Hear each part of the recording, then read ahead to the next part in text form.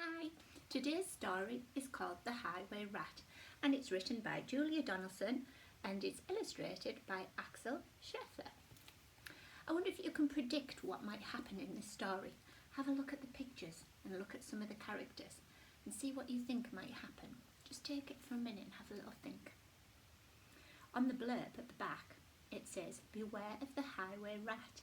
He'll steal your food and your heart." Have a little think, I wonder what that means. Does anybody know what a highwayman was? Because he's the highway rat. Let's see if we can find out in the story. The highway rat was a baddie. The highway rat was a beast. He took what he wanted and ate what he took. His life was one long feast. His teeth were sharp and yellow, his manners were rough and rude, and the highway rat went hiding, riding along the highway and stealing the travellers' food. Dear me, fancy stealing the travellers' food. Can you see? There he is on his horse. It's not good to steal, is it? I wonder why he does it. A rabbit came hopping along the road, then stopped with her paws in the air. For blocking her way was the highway rat, who cried out, "Who goes there? Give me your pastries and puddings, give me your chocolate cake. For I am the rat of the highway, the highway, the highway. Yes, I am the rat of the highway, and whatever I want, I take." Dear me, can you see what he's doing there? How do you think he's making Mrs. Rabbit feel? She doesn't look too happy, does she? Is it good to take other people's things, do you think? "I have no cakes," the rabbit replied. "I just have a bunch of clover." The highway rat gave a scornful look. Do you know what scornful means? There's a scornful look because he's not happy. But he ordered, "Hand it over. This clover is bound to be tasteless. This clover is dull as can be. But I am the rat of the highway, and this clover belongs to me." And look how he's made poor Mrs. Rabbit feel when he's took her clover. She's not very happy, is she? He's not a very nice character at the moment, is he? A squirrel came bounding along the road, then stopped with a shake and a shiver. For reining his horse was the highway rat, who thundered, "Stand and deliver! Give me your buns and your biscuits, give me your chocolate eclairs, for I am the rat of the highway, the highway, the highway. Yes, I am the rat of the highway, and the rat thief never shares." "I have no buns," the squirrel replied.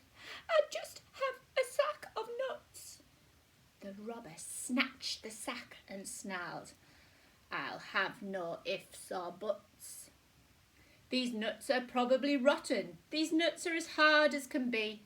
But I am the rat of the highway, and these nuts belong to me." Dear me. He's not making this rabbit and this squirrel feel very nice, is he?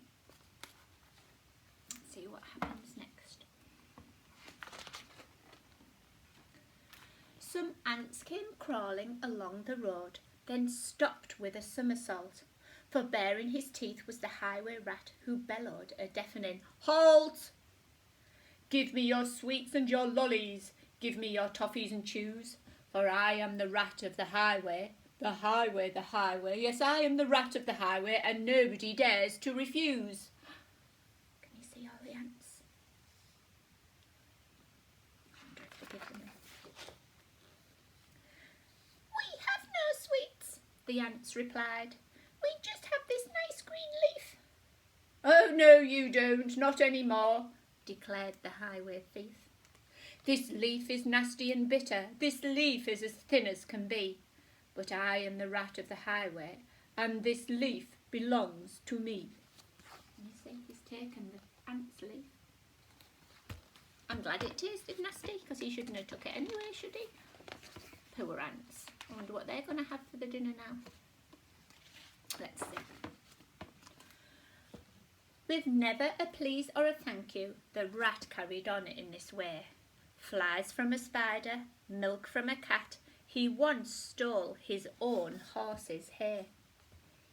The creatures who travelled the highway grew thinner and thinner and thinner, while the highway rat grew horribly fat from eating up everyone's dinner. Can you see? Serves him right, he shouldn't have been so greedy then, should he? A duck came waddling down the road, then stopped with a "How do you do?" "I see you have nothing," the rat complained. "In that case I'll have to eat you." "I doubt if you're terribly juicy. Most likely you're as tough as can be. But I am the rat of the highway. The highway, the highway. Yes, I am the rat of the highway, and I fancy a duck for tea." Oh, a duck. There he is. Can you see? Do you think he's going to eat the duck? "Hang on," quacked the duck, "for I have a sister with goodies you might prefer. I know that she'd love to meet you, and I'm certain that you'd like her.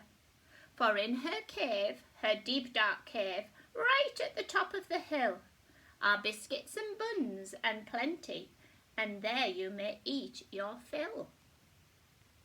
"Lead on," cried the rat, and they took to the road, which seemed it would never end. Onward they rode and upwards, bend after bend after bend.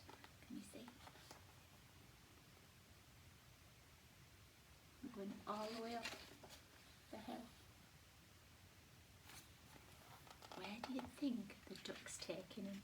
Can you guess?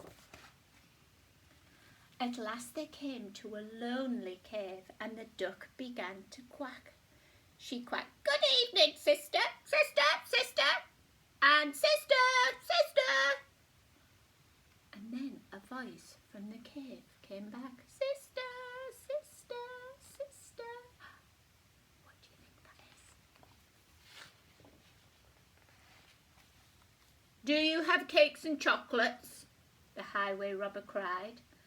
"And chocolates, chocolates, chocolates, chocolates, chocolates," the voice from the cave replied. "I'm coming to take them," the rat thief yelled. His greedy eyes grew round. And "Take them, take them, take them, take them," came back the welcome sound. What do you think's happening? The highway rat leapt off his horse and into the cave he strode. What was happening to their voices? Can you guess? The duck took hold of the horse's reins and galloped down the road while the rat was in the cave. Faster and ever faster, following all the bends, the plucky young duck went riding, riding, riding, galloping down the highway back to her hungry friends. Can you see? Real happy. Then they shared out the food from the saddlebags and feasted all night long. Bright were the flames of the bonfire, loud was the music and song. Wild was the moonlight dancing, merry the cheer and chat, for now they could live in freedom, safe from the highway rat. That's good, isn't it? Can you see? Because where did the rat end up? Was he in the cave? Let's see where he ended up. There he is. And as for the rat in the echoey cave, so that's what it was doing, those voices were their own voices, weren't they, echoing back. He shouted and wandered till he found his way out of the darkness on the other side of the hill. There he is. A thinner and greyer and meeker rat, he robs on the road no more, for he landed a job in a cake shop. A cake shop, a cake shop, and they say he still works in the cake shop, sweeping the cake shop floor. There he is.